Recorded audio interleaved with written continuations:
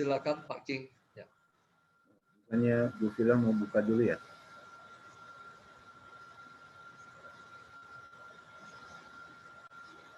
Baik, selamat malam Bapak Ibu, Suster semuanya, Shalom. Terima kasih untuk kehadirannya malam hari ini. Kita akan mempersiapkan hati kita untuk masuk ke dalam pujian malam ini. Kita akan dilayani oleh Pak King dan Ibu Yosi yang akan membawakan pujian. Mari kita siapkan hati kita. Silakan Pak King dan Bu Yosi. Ya, selamat malam Bapak Ibu, saudara-saudari, suster yang terkasih dalam Yesus Kristus. Shalom. Ada pepatah mengatakan manusia berencana, namun Tuhan yang menentukan. Namun Tuhan kita berjanji, walaupun rencana kita bukan rencana Tuhan, namun yang pasti Tuhan akan memberikan masa depan yang penuh harapan bagi tiap orang yang percaya padanya. Maka semua baik. Kita nyanyikan semua baik dengan penuh sukacita. Semua baik.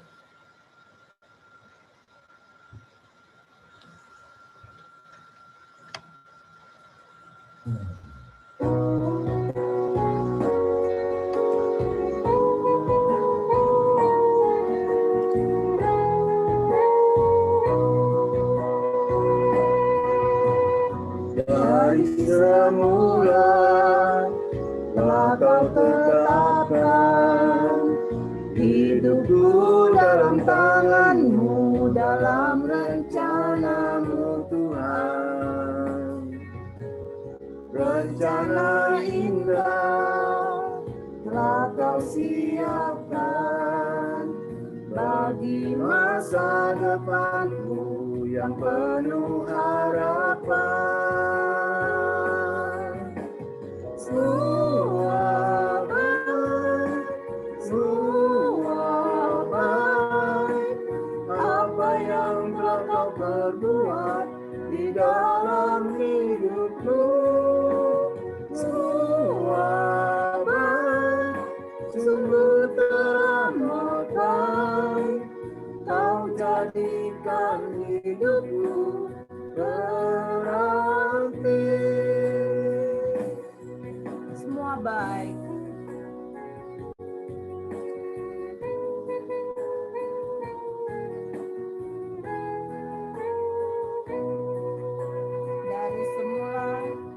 Dari semula telah Kau tetapkan hidupku dalam tangan-Mu, dalam rencana-Mu Tuhan.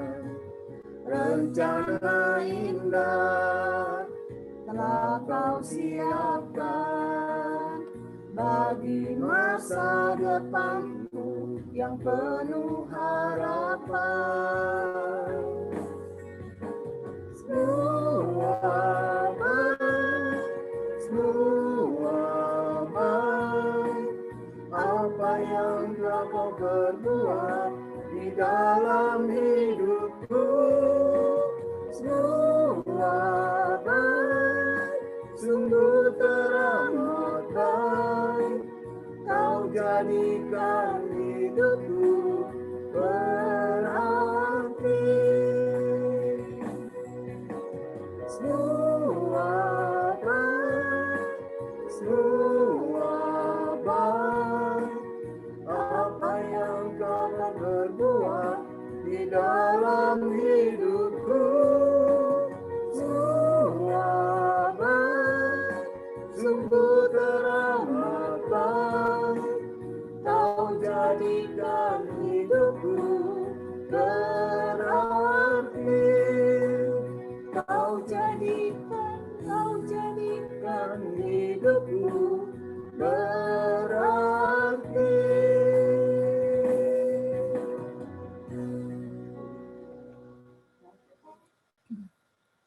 Setiap orang tak pernah lepas dari persoalan hidup.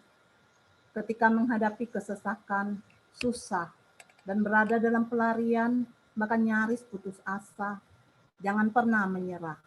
Tetap memiliki pengharapan yang kuat, karena pertolongan kita adalah dalam nama Tuhan yang menjadikan langit dan bumi. Jangan pernah menyerah.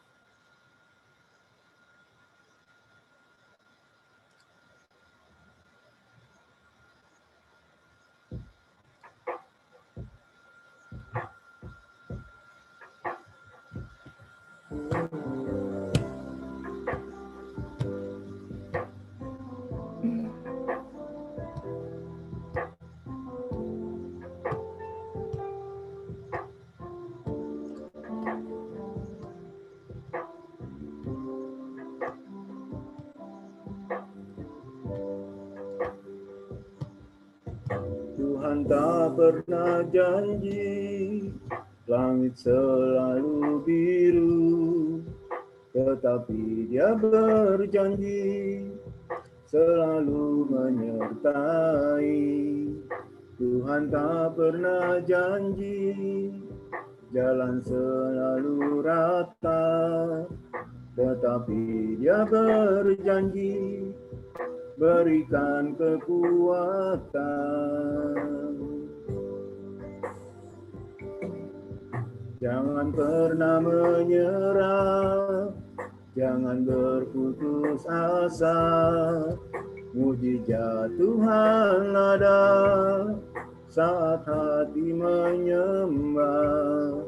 Jangan pernah menyerah, jangan berputus asa. Mujizat Tuhan ada bagi yang setia dan percaya.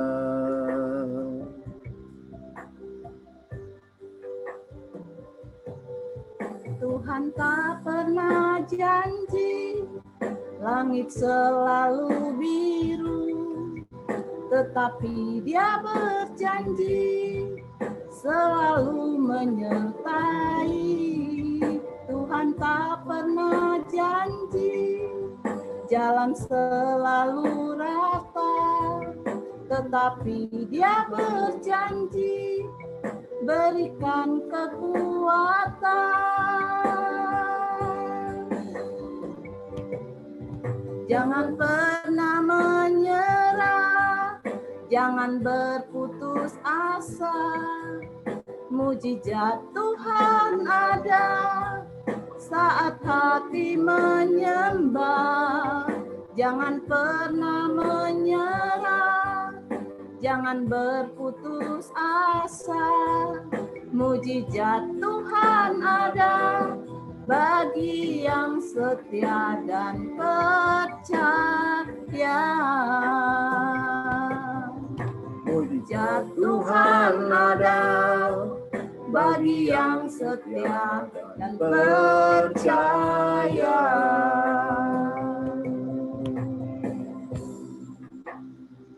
Haleluya, puji Tuhan. Pengharapan dalam Tuhan Yesus tak pernah mengecewakan. Dia adalah kekuatan dan perisai hidup kita. Janjinya Dia tak akan pernah meninggalkan kita. Dia sanggup pulihkan keadaan kita. Kekuatan di hidupku kudapat hanya dalam nama Yesus.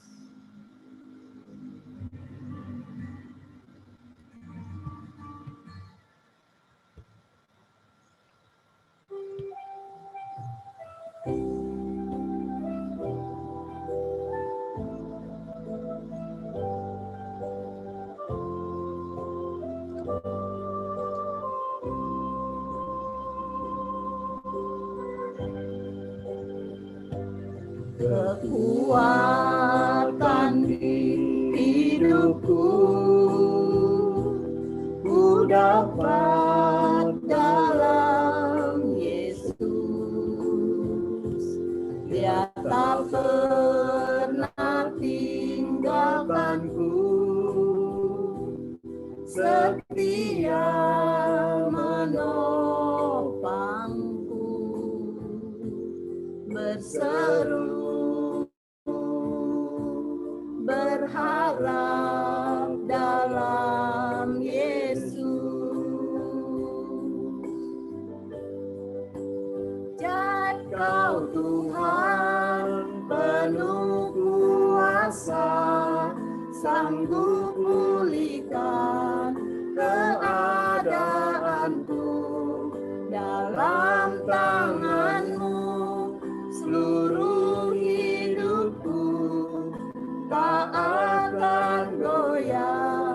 selamanya.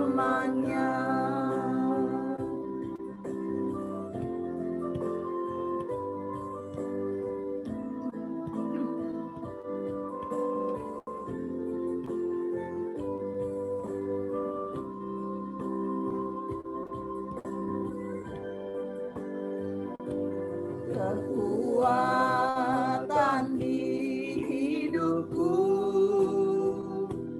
ku dapat dalam Yesus.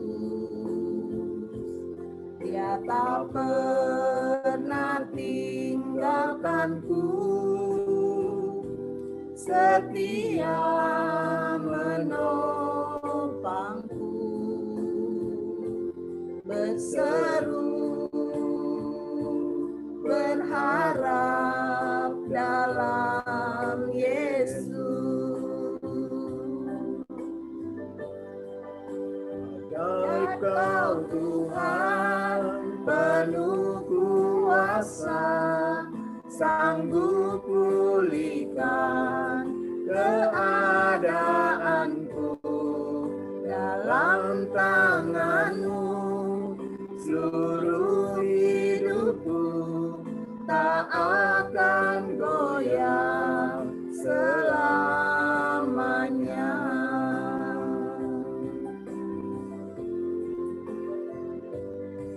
Ajar Kau Tuhan.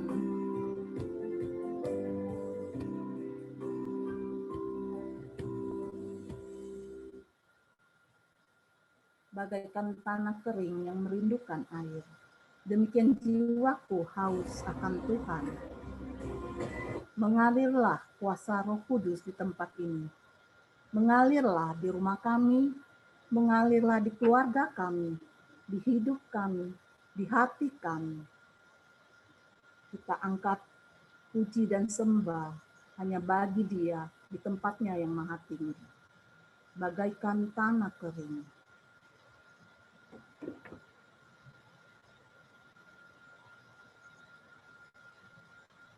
Bagaikan tanah kering yang merindukan air, demikianlah jiwaku haus akan Engkau. Ku rindu selalu hadir-Mu di hidupku, memulihkan jiwaku.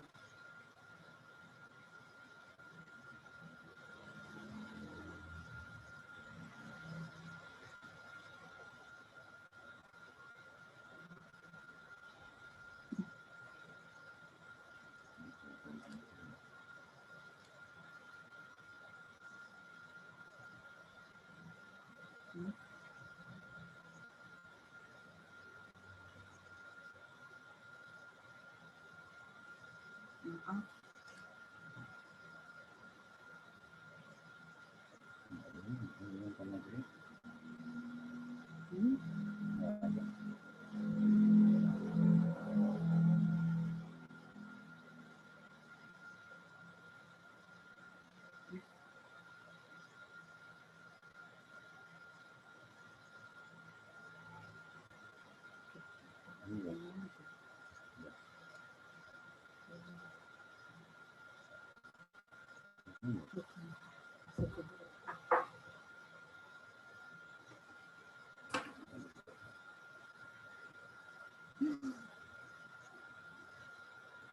Kita akan mengangkat dan mengundang Roh Kudus untuk mengalir di tempat ini, di tiap-tiap rumah kita, agar kuasanya sungguh menyertai kita semua. Karena ada beberapa hambatan, kita nyanyikan tanpa musik dulu. Bagaikan tanah kering yang merindukan air, demikianlah jiwaku haus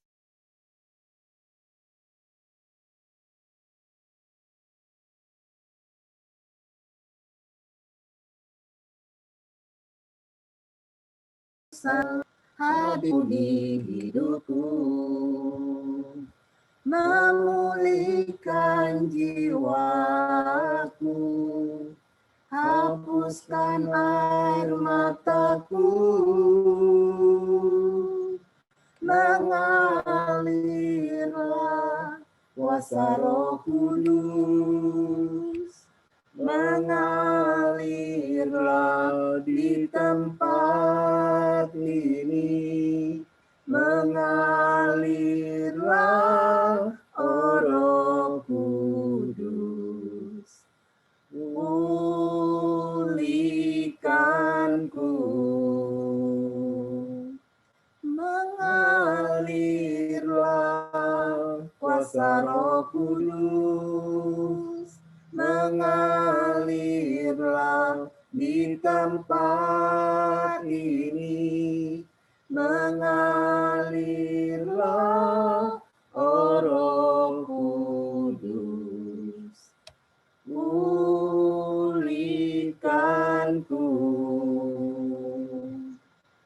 mengalirlah oh Roh Kudus di hidupku. Tuhan berjanji akan mendirikan penolong, penghibur bagi tiap kita, anak-anaknya, yaitu Roh Kudus. Saat ini hadirat Tuhan telah hadir. Rasakan kuasanya. Rasakan kuasanya berhembus. Kuasanya yang memulihkan, yang menyembuhkan, yang membebaskan. Berhembuslah Roh Kudus. Berhembuslah dengan kuasa-Mu.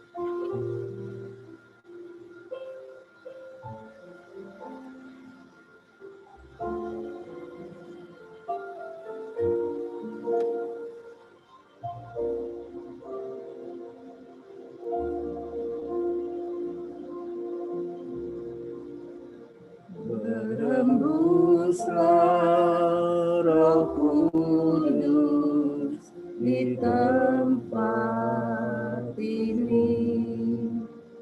Berhembuslah Roh Kudus dengan kuasa-Mu.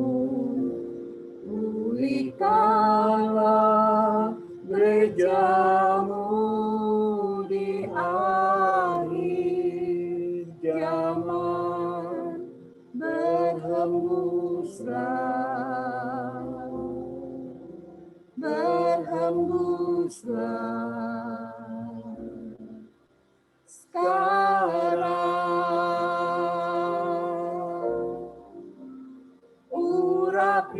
Urapilah kami dengan minyak baru, penuhilah kami dengan hadirat-Mu. Kami rindu Tuhan melihat kuasa-Mu dicurahkan di tempat ini. Berhembuslah Roh Kudus, hadirlah di tempat ini. Berhembuslah Roh Kudus di tempat ini. Berhembuslah Roh Kudus dengan kuasa-Mu. Pulihkanlah gereja-Mu di akhir zaman. Berhembuslah,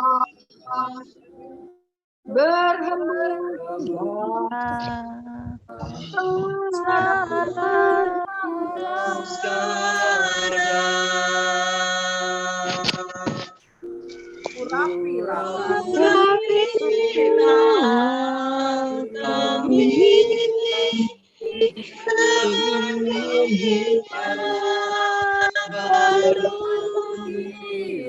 Doa kami dengan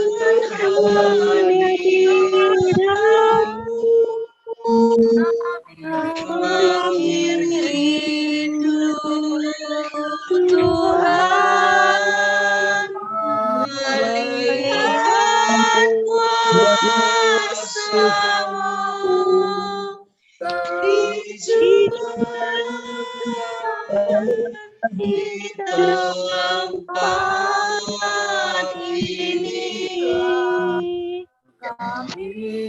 hadirat-Mu kami rindu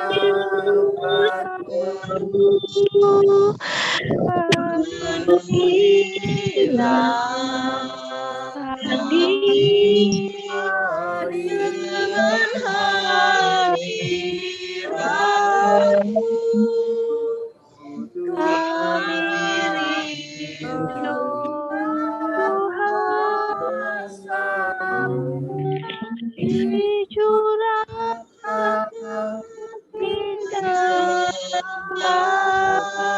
ini.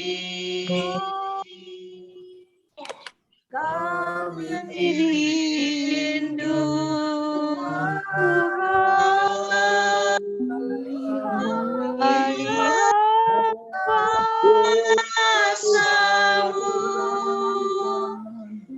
dicurahkan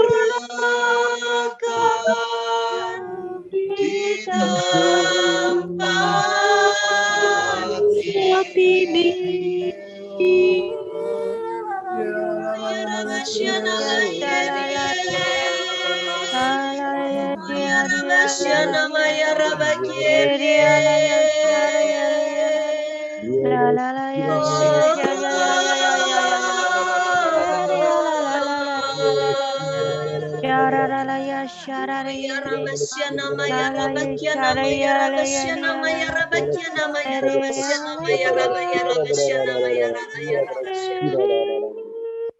Oh ya Rabasya nama ya Rabasya nama ya Rabasya nama ya Rabasya nama ya Rabasya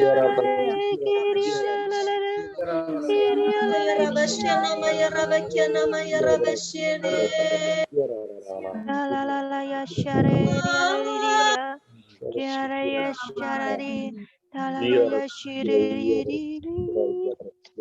Oh ya Rabasya nama ya Rabasya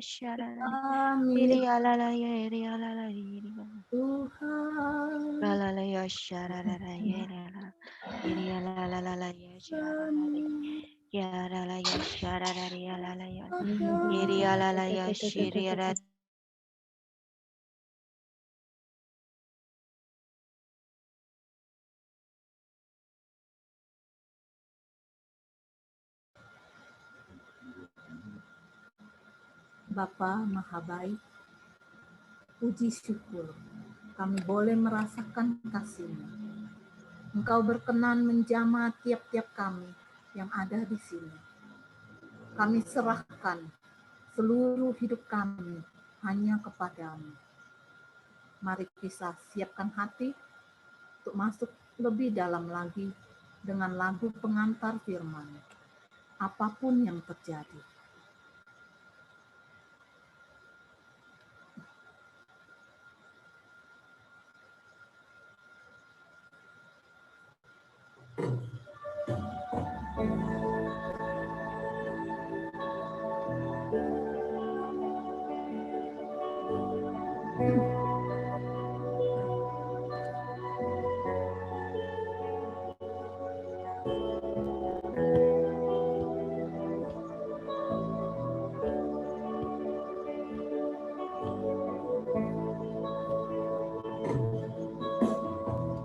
Apapun yang terjadi dalam hidupku ini, tak pernah ku ragukan kasih-Mu Tuhan.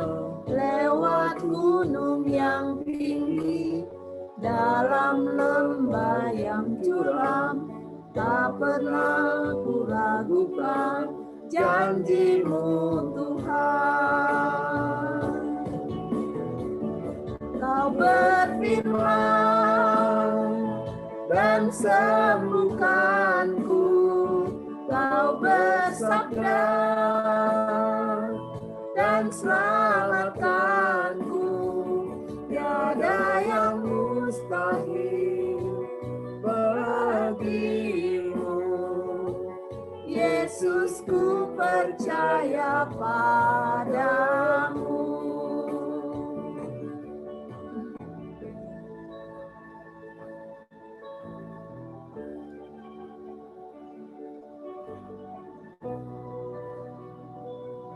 Kau berfirman dan sembuhkan aku. Kau bersabda dan selamatkan.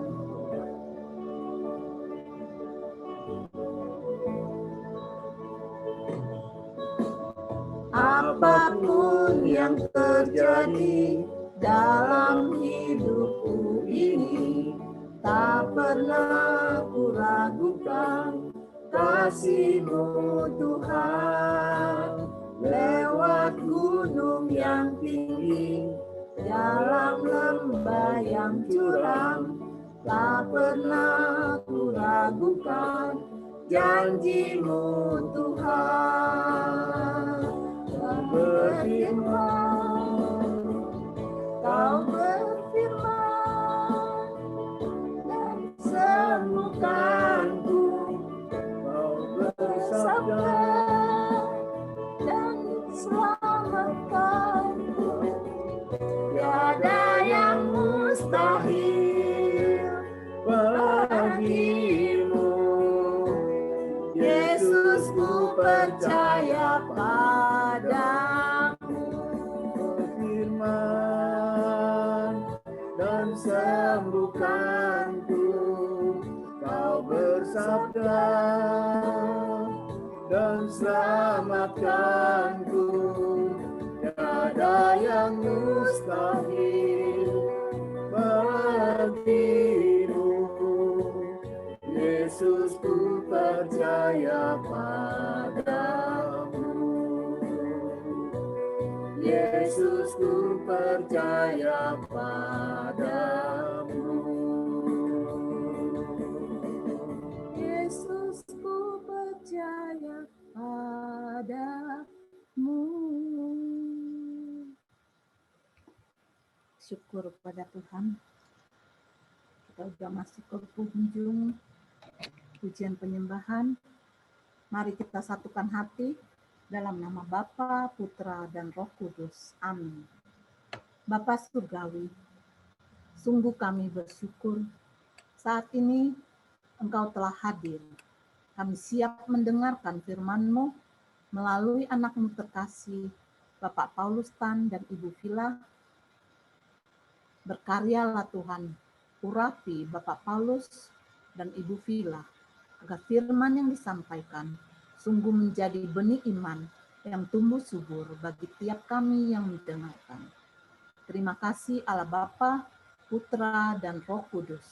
Segala hormat dan pujian hanya bagi Dia yang Maha Kudus di tempatnya yang Maha Tinggi. Kemuliaan kepada Bapa dan Putra dan Roh Kudus, seperti pada permulaan, sekarang, selalu, dan sepanjang segala abad. Amin. Selanjutnya acara ini kami serahkan dalam Bapa, Putra, dan Roh Kudus. Amin. Selanjutnya acara ini kami serahkan kepada Pak Paulus dan Bu Vila. Dipersilakan Pak Paulus dan Bu Vila.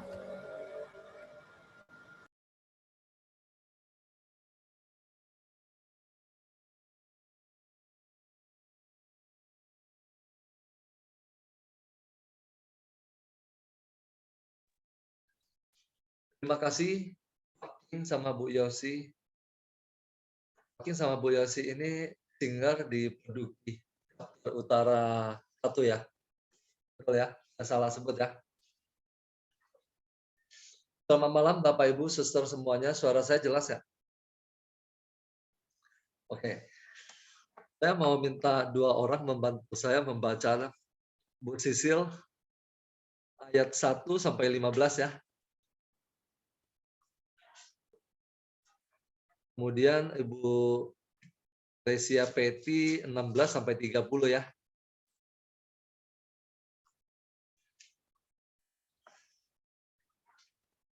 Injil Yohanes bab 11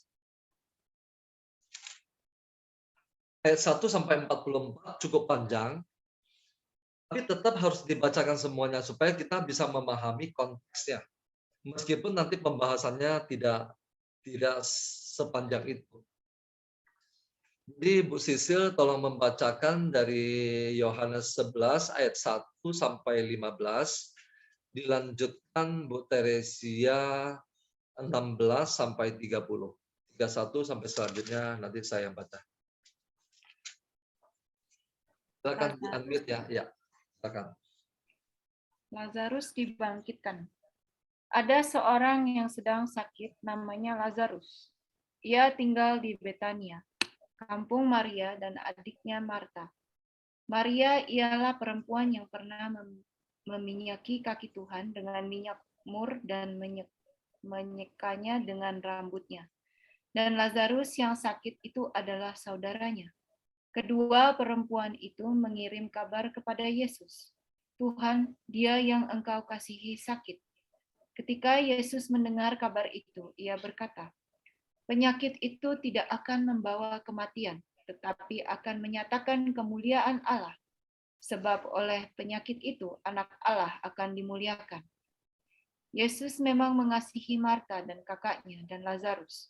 Namun setelah didengarnya bahwa Lazarus sakit, ia sengaja tinggal 2 hari lagi di tempat di mana ia berada. Tetapi sesudah itu ia berkata kepada murid-muridnya, mari kita kembali lagi ke Yudea. Murid-murid itu berkata kepadanya, Rabi, baru-baru ini orang-orang Yahudi mencoba melempari engkau. Masih maukah engkau kembali ke sana? Jawab Yesus, bukankah ada 12 jam dalam 1 hari? Siapa yang berjalan pada siang hari? Kakinya tidak terantuk, karena ia melihat terang dunia ini. Tetapi jikalau seorang berjalan pada malam hari, kakinya terantuk, karena terang tidak ada di dalam dirinya. Demikianlah perkataannya, dan sesudah itu ia berkata kepada mereka, Lazarus saudara kita telah tidur, tetapi aku pergi ke sana untuk membangunkan dia dari tidurnya. Maka kata murid-murid itu kepadanya, Tuhan, jikalau ia tertidur, ia akan sembuh. Tetapi maksud Yesus ialah tertidur dalam arti mati. Sedangkan sangka mereka, Yesus berkata tentang tertidur dalam arti biasa. Karena itu Yesus berkata dengan terus terang, Lazarus sudah mati. Tetapi syukurlah aku tidak hadir pada waktu itu.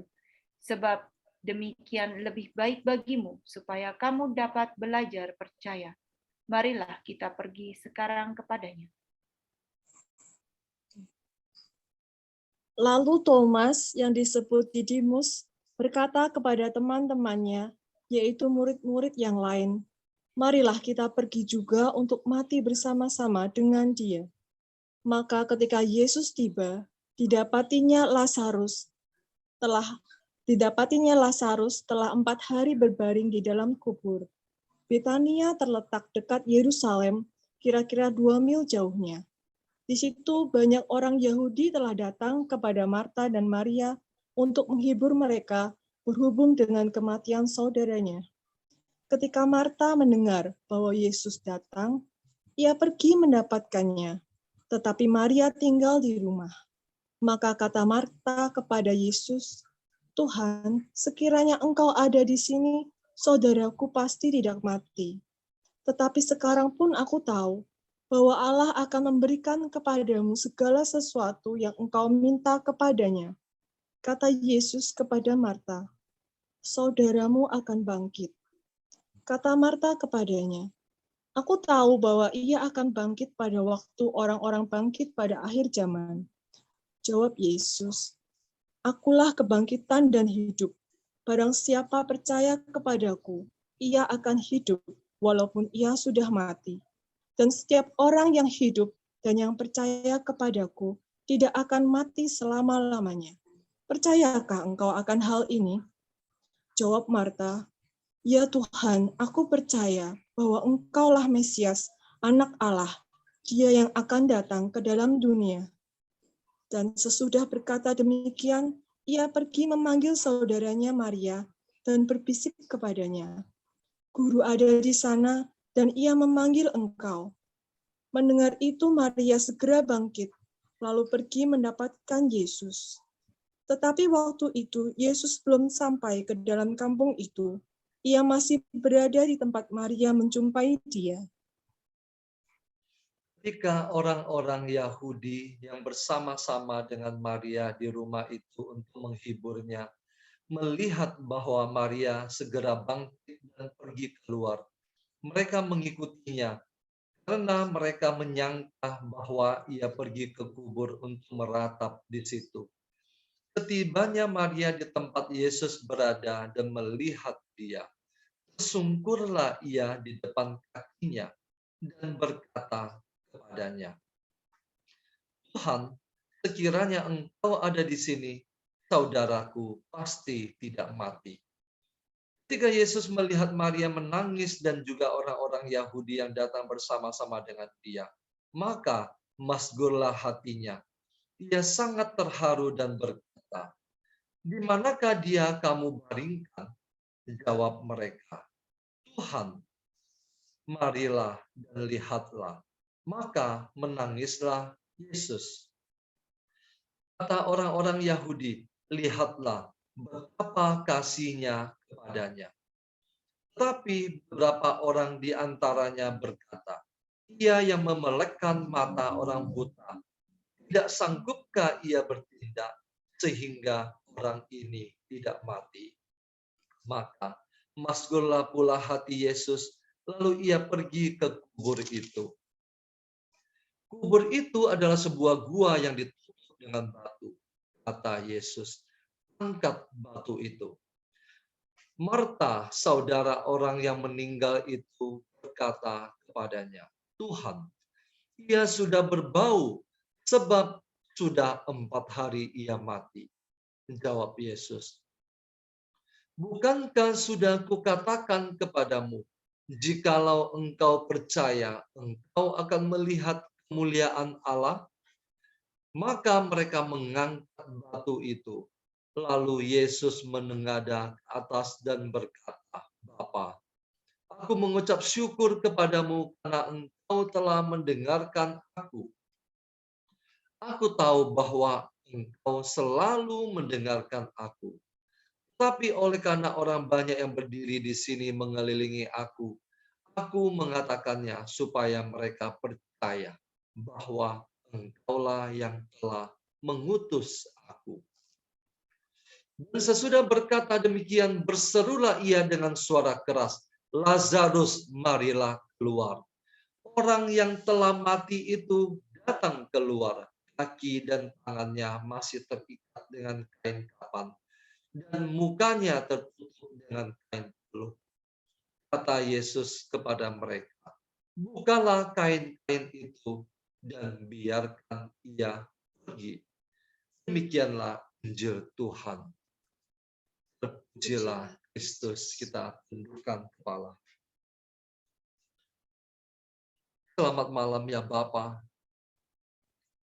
Saat ini pada setiap jiwa yang mendengarkan firman-Mu, yang mendengarkan suara putra-Mu, curahkanlah Roh Kudus ke dalam hati kami masing-masing untuk menyingkapkan misteri kerajaan surga. Tuhan, saat ini biarlah kuasa Roh Kudus-Mu yang akan menguasai kami. Segala kuasa yang tidak berasal daripadamu, kami mau singkirkan di dalam nama Yesus. Sembunyikanlah hamba-Mu yang tidak pantas ini di belakang salib-Mu. Bersabdalah ya Tuhan, kami siap mendengarkan. Amin. Sekali lagi selamat malam Bapak Ibu Suster. Kisah tentang Lazarus dibangkitkan khas Injil Yohanes. Artinya tidak ditulis oleh Injil-Injil yang lain. Dan kisah Lazarus dibangkitkan cukup istimewa dan cukup spesial dibandingkan dengan beberapa kisah kebangkitan atau Yesus membangkitkan orang lain. Contoh, dalam Injil ada satu kisah Yesus membangkitkan putri Yairus yang sudah mati. Lalu ada kisah juga Yesus membangkitkan anak seorang janda di Nain. Malam hari ini kita bahas, kita bicarakan adalah Lazarus yang dibangkitkan. Kenapa Lazarus yang dibangkitkan cukup istimewa atau cukup berbeda dibandingkan dengan kisah yang lain? Nah begini, putri Yairus memang meninggal dan Yesus datang untuk membangkitkan dia. Dia baru meninggal dan Yesus datang membangkitkan dia. Begitu pula dengan anak dari janda di Nain. Anak itu sedang diusung dan belum dimakamkan. Dan Yesus membangkitkan dia. Kisah Lazarus sedikit berbeda. Kenapa? Karena Lazarus benar-benar sudah mati, dan sudah dikuburkan, dan sudah memasuki hari keempat. Orang Yahudi percaya ketika hari pertama, kedua, dan ketiga, roh orang yang sudah meninggal itu masih berada di sekitar kuburan atau di makam. Itu keyakinan mereka. Tetapi sesudah hari ketiga, maka roh itu sudah pergi ke pangkuan Abraham. Lazarus dikatakan bahwa sudah hari keempat. Artinya sudah melampaui hari ketiga, rohnya sudah pergi, dan jasadnya sudah mulai membusuk karena hari keempat. Ada seorang yang sedang sakit, namanya Lazarus. Ada seorang yang sedang sakit, namanya Lazarus. Dia tinggal di Betania, kampung Maria, dan adiknya Marta. Jadi mereka adalah 3 bersaudara. Maria, Marta, dan Lazarus. Kalau kita mendengar nama Maria dan Marta, kita ingat ada satu kisah. Maria duduk dekat kaki Yesus. Marta sibuk melayani. Lalu di ayat kedua juga dikatakan, Maria adalah perempuan yang pernah meminyaki kaki Tuhan dengan minyak mur dan menyekanya dengan rambutnya. Dan Lazarus yang sakit ini adalah saudaranya. Kedua saudari itu mengirim kabar kepada Yesus. Tuhan, dia yang engkau kasihi sakit. Lalu kita melihat apa respon Tuhan. Ketika Yesus mendengar kabar itu, ia berkata, penyakit itu tidak akan membawa kematian. Tetapi justru oleh penyakit itu, anak Allah akan dimuliakan. Tetapi akan menyatakan kemuliaan Allah. Sebab oleh penyakit itu, Yesus akan dimuliakan. Ayat kelima bunyinya begini, Yesus memang mengasihi Marta dan Maria dan Lazarus. Namun setelah didengarnya bahwa Lazarus sakit, Yesus sengaja tinggal 2 hari di tempat di mana ia berada. Bapak Ibu, Yesus menunda kedatangannya bukan karena dia tidak mengasihi Lazarus. Ayat kelima dikatakan Yesus mengasihi mereka. Tetapi ketika mendengar kabar itu, Yesus sengaja tinggal 2 hari lagi di tempat di mana ia berada.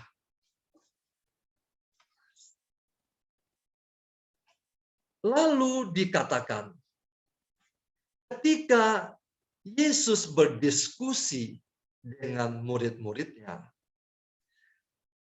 maka ayat ke-12 kata murid-murid itu kepadanya, Tuhan, jikalau Lazarus tertidur, maka ia akan sembuh. Di ayat sebelumnya, Yesus mengatakan demikian. Lazarus, saudara kita itu, yang saudarinya mengirim kabar kepada kita, sakit itu sudah tertidur. Tapi aku akan pergi untuk membangunkan dia dari tidurnya. Ayat ke-12, maka kata murid-murid itu kepadanya, Tuhan, jikalau ia tertidur, ia akan sembuh. Di sini ada sesuatu yang tidak tahu. Yesus mengatakan bahwa Lazarus sudah mati, tapi dia akan pergi untuk membangunkan dia. Tapi karena Yesus menggunakan bahasa kiasan, maka murid-murid mengira bahwa Lazarus tertidur. Ayat ke-13, tetapi maksud Yesus ialah tidur dalam arti mati. Sedangkan sangka mereka Yesus berkata tentang tidur dalam arti biasa. Ayat ke-14, karena itu Yesus berkata dengan terus terang, Lazarus sudah mati. Lazarus sudah mati. Mari kita garis bawahi kalimat ini. Lazarus sudah mati. Ayat ke-17 bunyinya begini, maka ketika Yesus tiba, didapatinya Lazarus telah 4 hari berbaring di dalam kubur. 4 hari Lazarus sudah berbaring di dalam kubur.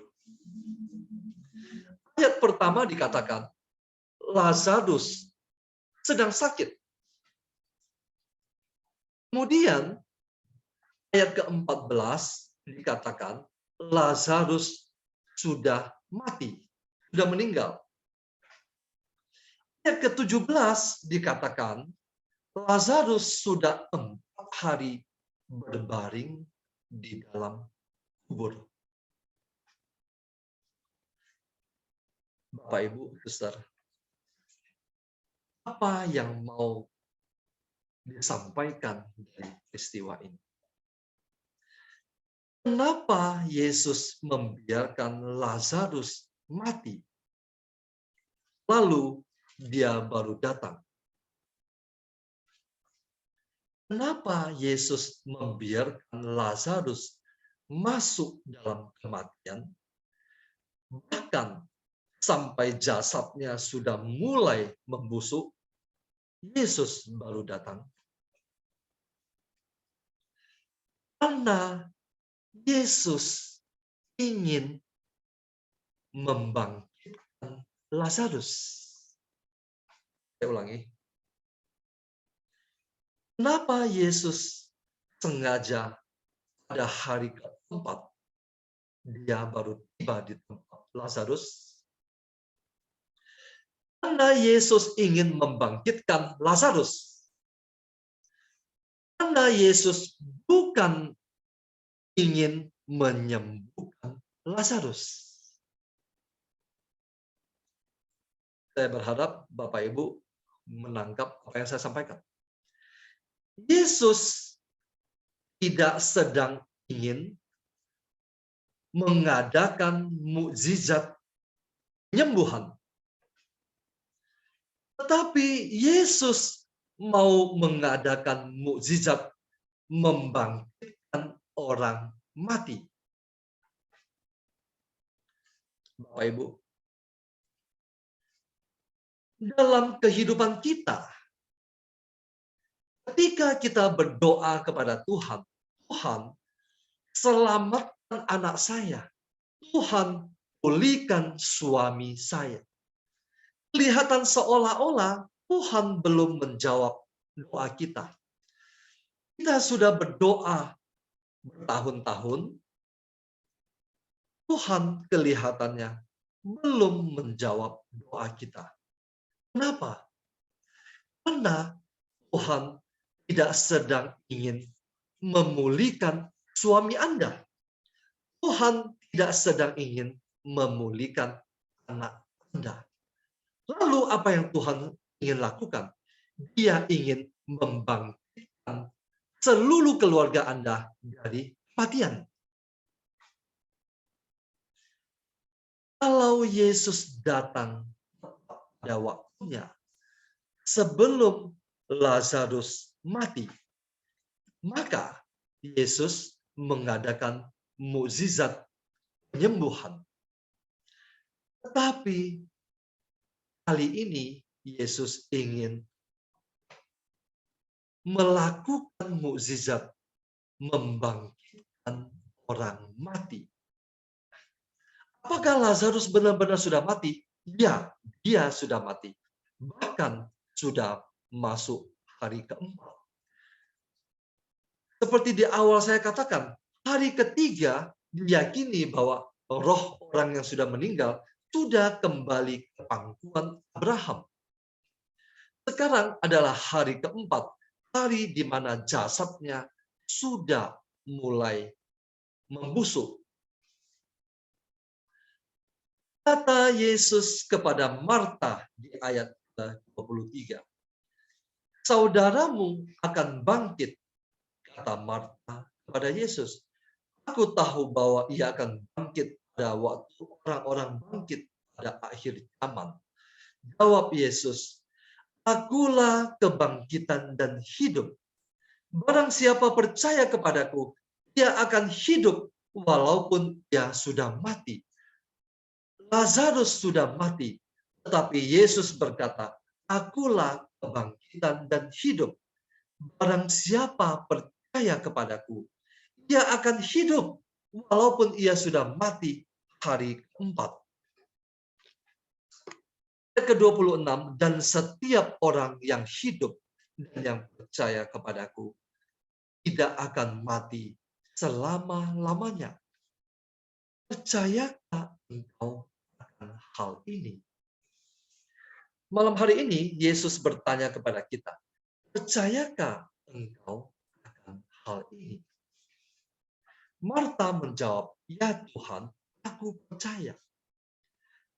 Aku percaya bahwa engkaulah Mesias, anak Allah, dia yang akan datang ke dalam dunia. Jawaban Marta. Apa jawaban kita, Bapak Ibu?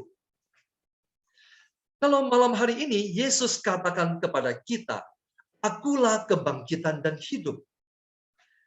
Anakmu yang secara rohani sudah mati. Suamimu yang secara rohani sudah mati. Tapi Yesus berkata, akulah kebangkitan dan hidup. Apakah kita percaya? Ketika kita berdoa, dan doa kita belum dijawab Tuhan, percayalah, Tuhan sedang merancangkan mukjizat yang jauh lebih besar daripada yang Anda minta. Bapak Ibu atau para ibu meminta Tuhan memulihkan suaminya. Kelihatannya Tuhan belum menjawab. Kenapa? Karena Tuhan ingin melakukan pekerjaan yang jauh lebih besar. Dia tidak hanya akan memulihkan suami Anda atau membawa suami Anda pulang. Bukan hanya itu. tetapi dia mau melakukan pekerjaan yang lebih besar. Dia akan memulihkan seluruh keluarga Anda. Pertama-tama, mungkin dia akan memulihkan Anda, anak-anak Anda, baru suami Anda. Yesus sengaja menunda 2 hari. Dan dia tiba pada saat keadaan sudah hancur total. Kenapa? Sekali lagi, karena dia akan melakukan pekerjaan besar. Soalannya adalah, percayakah kita kalau Yesus sanggup melakukannya? Akulah kebangkitan dan hidup. Barang siapa percaya kepadaku, ia akan hidup walaupun ia sudah mati. Kalau kita percaya kepada Tuhan bahwa ia adalah kebangkitan dan hidup, mungkin saat ini kita melihat anak kita sudah mati secara rohani. Suami atau istri kita sudah mati secara rohani. Ia akan hidup walaupun ia sudah mati. Percayakah kita, Bapak Ibu? Saya mau mengajak kita melihat ayat ke-38. Maka masgullah pula hati Yesus. Lalu ia pergi ke kubur itu. Kubur itu adalah sebuah gua yang ditutup dengan batu. Kira-kira hampir sama dengan gua atau makam yang dipakai Yesus pada saat dia mati. Kata Yesus, angkat batu itu. Angkat batu itu. Apa artinya, Bapak Ibu? Ketika Yesus mau menyelesaikan persoalan kita, dia berkata, angkat batu itu. Apa artinya batu itu? Batu adalah penutup makam. Ketika Yesus mau membangkitkan orang yang sudah mati, maka yang pertama harus dilakukan adalah angkat batu itu. Kenapa harus mengangkat batu itu? Batu adalah penghalang bagi orang yang mati itu supaya bisa keluar. Ketika Yesus sedang berperkara dengan kita, dia mau melakukan mukjizat yang besar dalam kehidupan kita.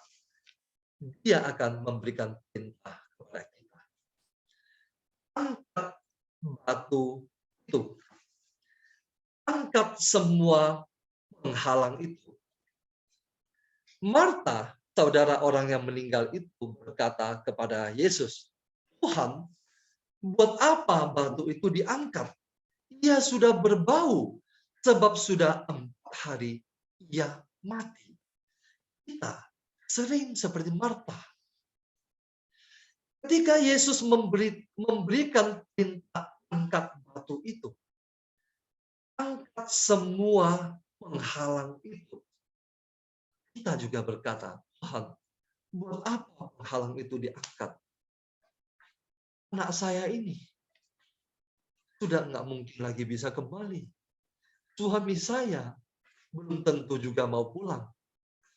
Sakit penyakit saya ini sudah bertahun-tahun dan tidak sembuh. Yesus katakan, angkat batu itu. Angkat batu itu.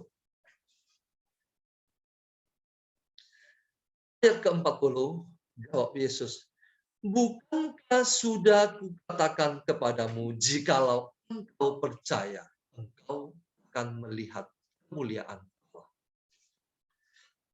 Angkat batu itu adalah tanda bahwa kita percaya.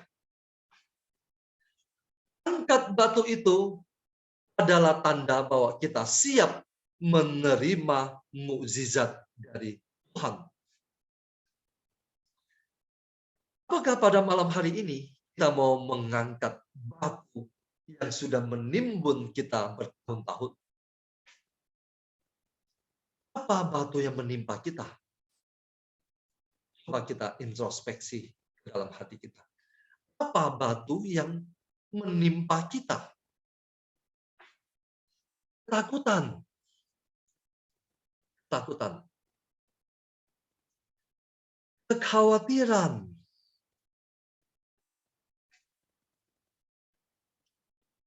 Kecemasan, apapun juga itu. Kita sebutkan satu persatu. Ketakutan, kekhawatiran, kecemasan, kebimbangan, segala sesuatu yang akan menghalangi kita untuk menerima mukjizat daripada Tuhan. Angkat batu itu. Singkirkan pada malam hari ini. Sebelum ketakutan, kekhawatiran, kecemasan, apapun juga kita singkirkan, Yesus tidak bisa melakukan mukjizat besar dalam hidup kita. Siapa yang harus mengangkat batu itu? Anda dan saya. Kata Yesus, angkat batu itu.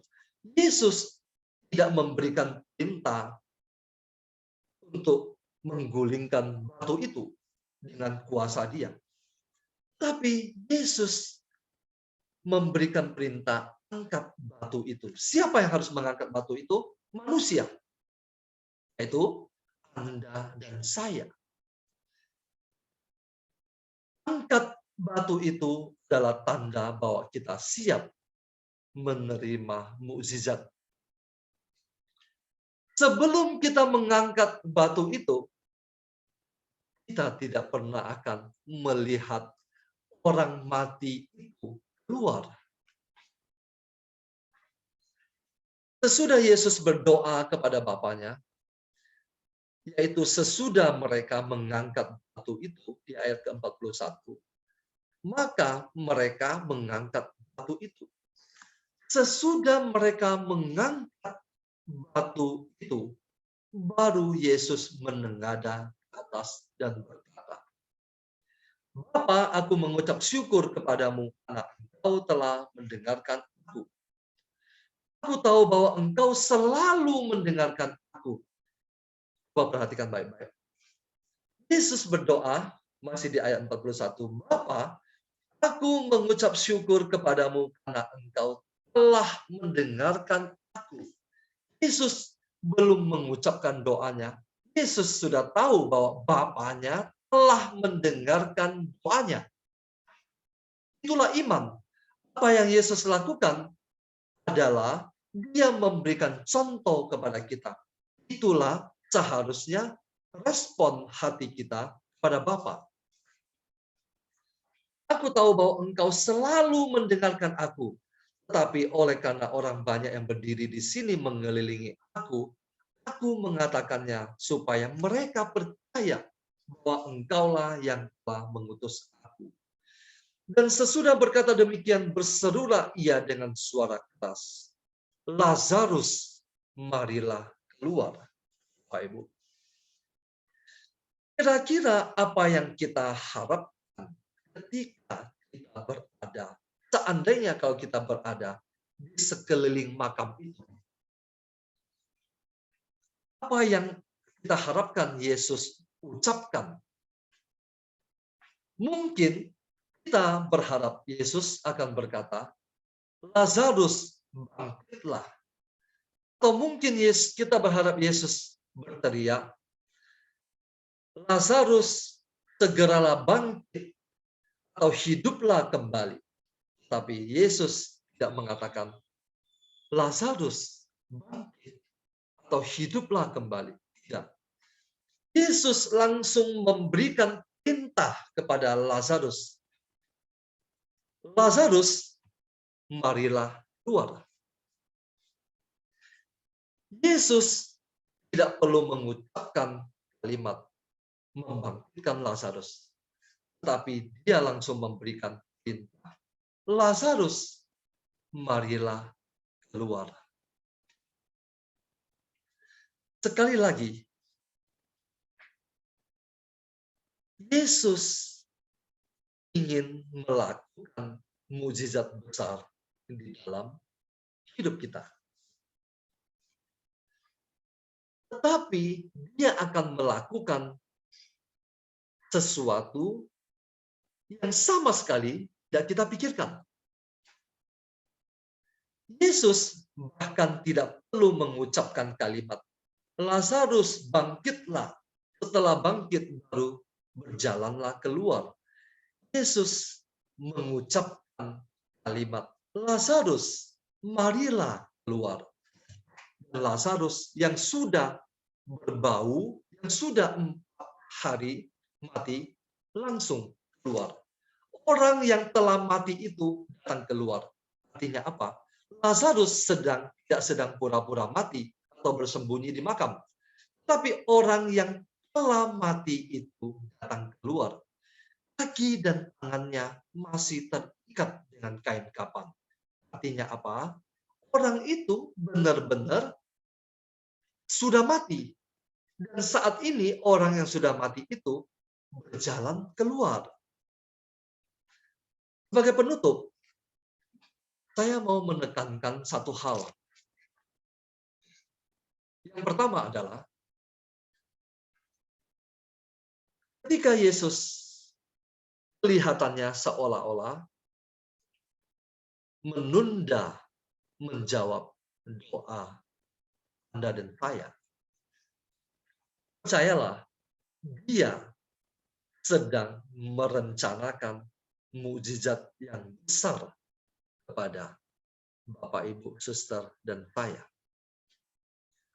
Kenapa?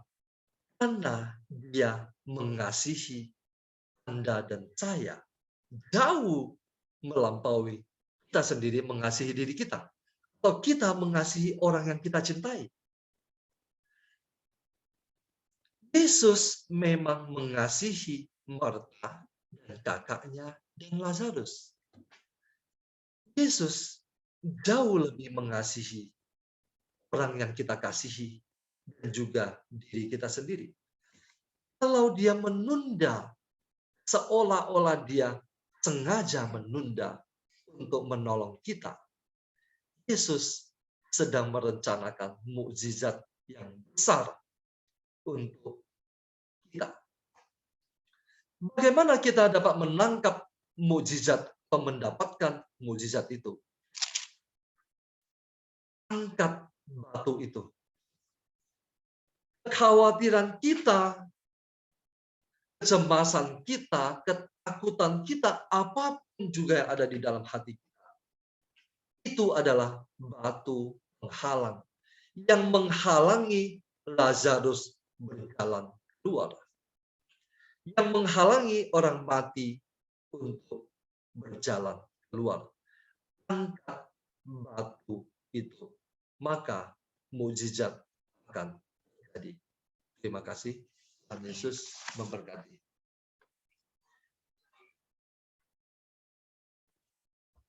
Amin. Luar biasa ya, angkat batu itu. Kita semua belajar untuk mengangkat batu-batu di dalam kehidupan kita. Apa yang menghalangi Tuhan bekerja di dalam kehidupan kita? Kisah Lazarus dibangkitkan, kita belajar dari satu pribadi di sini. Ketika saya membaca kisah ini, ada satu pribadi yang sangat meninggikan Yesus, yaitu Maria. Maria menempatkan Tuhan Yesus sangat istimewa di hatinya. Di ayat kedua dikatakan, Maria ialah perempuan yang pernah meminyaki kaki Tuhan dengan minyak mur dan menyekanya dengan rambutnya. Dan Lazarus yang sakit itu adalah saudaranya. Dari ayat ini digambarkan, Maria menempatkan Tuhan begitu tinggi dan istimewa di dalam hubungan persahabatan mereka. Sebuah ungkapan cinta yang agung dan kerendahan hati yang tinggi dilakukan Maria untuk Tuhan Yesus. Maria memakai rambutnya bagian tubuhnya yang paling tinggi, yang mulia, menyentuh kaki Yesus. Kaki adalah bagian tubuh yang paling rendah. Dia menunjukkan penghormatan yang sangat tinggi dan kudus untuk Tuhan. Itulah simbol yang melambangkan bagaimana seharusnya kita meletakkan Tuhan di hati kita. Cinta yang begitu agung, tinggi, dan kudus. Maria tahu cara mengasihi dan menghormati dan mengagungkan Tuhan selama hidupnya. Kita bisa belajar dari Maria ini, bagaimana cara dia memperlakukan Yesus. Dia memberikan yang terbaik untuk Tuhan, bukan asal-asalan. Jadi tidak heran, Tuhan juga melakukan mujizat yang sangat luar biasa dalam kisah ini untuk saudaranya. Di ayat ke-33, kita lihat, ketika Yesus melihat Maria menangis, dan juga orang-orang Yahudi yang datang bersama-sama dengan dia, maka masgullah hatinya. Dia sangat terharu. Dan di ayat ke-35, maka menangislah Yesus. Di dalam kitab suci, kita jarang menemukan Yesus menangis. Mungkin cuma ada 3 cerita tentang Yesus menangis. Yang pasti saat Yesus lahir. Kedua, Yesus menangisi Yerusalem. Dan di kisah Lazarus ini, kita mendengar kembali Yesus menangis. Ketika melihat seorang Maria yang sangat mengasihinya menangis, masgullah hatinya. Hatinya menangis. Dan dia sungguh-sungguh menangis. Dia mengasihi Maria begitu istimewa. Kita semua yang di sini pasti mengasihi Yesus. Tapi ada orang-orang tertentu yang membayar harga jauh lebih besar, lebih tinggi untuk mengasihi Yesus. Seperti yang dilakukan oleh Maria. Dia memberikan lebih daripada orang lain. Dan ternyata itu sangat menyenangkan hati Tuhan. Maria mendapat tempat istimewa juga di hati Tuhan Yesus. Sehingga dia ikut menangis ketika melihat Maria menangis. Dia melakukan mujizat besar bagi Maria untuk Lazarus, saudaranya. Di ayat keempat tadi dikatakan, penyakit itu tidak akan membawa kematian, tapi akan menyatakan kemuliaan Allah. Penyakit di sini identik seperti badai dalam kehidupan kita. Masalah-masalah di dalam kehidupan kita. Jika kita sungguh percaya pada Tuhan dan mau hidup di dalam firman-Nya, apa yang dikatakannya pasti terjadi. Bahwa penyakit kita, masalah kita, badai hidup kita tidak membawa kepada kematian, tidak membawa kepada kehancuran, melainkan kemuliaan Tuhan. Apa yang terjadi bagi orang dunia ketika menghadapi sakit penyakit masalah yang menyebabkan mereka hancur, harusnya tidak akan terjadi bagi anak-anak Tuhan yang berjalan bersama kuasa-Nya. Semua yang Tuhan izinkan terjadi pasti mendatangkan kebaikan, pertobatan, pemulihan, dan kemuliaan bagi nama-Nya. Di ayat ke-40 tadi, dikatakan, jawab Yesus, bukankah sudah kukatakan kepadamu, jikalau engkau percaya, engkau akan melihat kemuliaan Allah. Jikalau engkau percaya, engkau akan melihat kemuliaan Allah. Jadi, kita semua yang percaya kepada Tuhan, ketika kita melewati permasalahan, pergumulan, sakit, penyakit, percaya dalam semuanya itu kita akan melihat kemuliaan Allah. Dalam pelayanan retret ini saya menemukan banyak orang datang kepada Tuhan karena masalah. Seorang ibu yang belum saya kenal menelpon saya dengan menangis. Dia menceritakan bagaimana hancur dan terlukanya dia saat tahu suaminya yang begitu baik ternyata punya wanita lain di luar. Dia sangat putus asa dan tidak ada pengharapan. Dia hanya menangis, meminta tolong. Apa yang harus dia lakukan? Hati saya ikut perih saat itu, walau saya belum kenal orang ini. Saya membayangkan, apalagi hatinya, hati Tuhan. Pasti hatinya lebih sedih lagi, pasti hatinya lebih menangis lagi melihat ibu ini. Saya tidak punya cara lain selain memberikannya 5 senjata. Waktu itu belum ada jadwal retret. Saya pandu secara pribadi melakukan 5 senjata ini. Beberapa bulan kemudian, saya melihat bagaimana Tuhan menyembuhkan hati yang hancur ini. Hati ibu ini kembali hidup, dan dia mulai bersaksi bahwa Tuhan Yesus nyata dan hidup. Dia sungguh real. Ibu ini mulai bisa bersyukur bahwa lewat permasalahan rumah tangga yang dia alami, dia mengenal Tuhan. Selama ini memang dia Katolik, tapi dia belum mengenal Tuhan. Dia belum mengalami cinta Tuhan secara pribadi. Ketika dia ikut retret ini secara pribadi, dilakukan 5 senjata ini, dia mengalami cinta Tuhan. Dia mengalami ketenangan. Dia bisa tenang dan bahagia dan fokus pada Tuhan, walau masalahnya saat itu belum selesai. Saat itulah Tuhan bertindak. Suaminya memutuskan meninggalkan wanita yang di luar itu. Itu saya ikutin terus perkembangan ibu ini. Saya melihat Tuhan bertindak pada waktunya. Ketika ibu ini berserah, ketika hatinya sembuh dan bebas dari kebencian, kemarahan, dari segala luka, dendam, kecewa, putus asa, batu itu dia angkat. Dia melihat jejak. Bagi orang dunia yang tidak mencari Tuhan, masalah ibu ini adalah aib, malapetaka. Endingnya cerai, keluarga terpecah-pecah. Tapi bagi anak-anak Tuhan yang percaya dan berlari mencarinya, akan mengalami kemuliaan Tuhan jadi di dalam keluarga mereka. Itu banyak terjadi di dalam retret kita. Penundaan Tuhan selalu ada maksudnya. Mungkin ada yang sudah terjadi mujizat, ada yang belum, yang masih menunggu. Tuhan selalu punya alasan.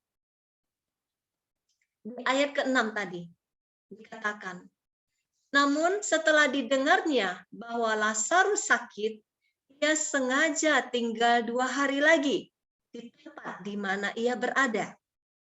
Dari ayat ini seakan-akan Tuhan menunda. Tapi adakah di antara kita yang lebih bijaksana daripadanya? Jika dia menunda sesuatu, dia pasti punya alasannya. Dia pasti lebih tahu alasannya. Dia tahu masa depan kita. Dia tahu hidup kita. Di ayat ke-15 dikatakan, tapi syukurlah aku tidak hadir pada waktu itu. Sebab demikian lebih baik bagimu, supaya kamu dapat belajar percaya. Murid-murid diajar untuk melihat dan percaya bahwa ketika dia hadir, sesuatu yang besar pasti terjadi. Dikatakan tadi, tapi syukurlah aku tidak hadir pada waktu itu. Supaya kamu dapat belajar percaya. kita diajar untuk melihat dan percaya bahwa ketika Dia hadir, sesuatu pasti terjadi. Jika Yesus hadir saat Lazarus sakit, Lazarus pasti sembuh. Jika Yesus hadir saat Lazarus mati, Lazarus pasti hidup.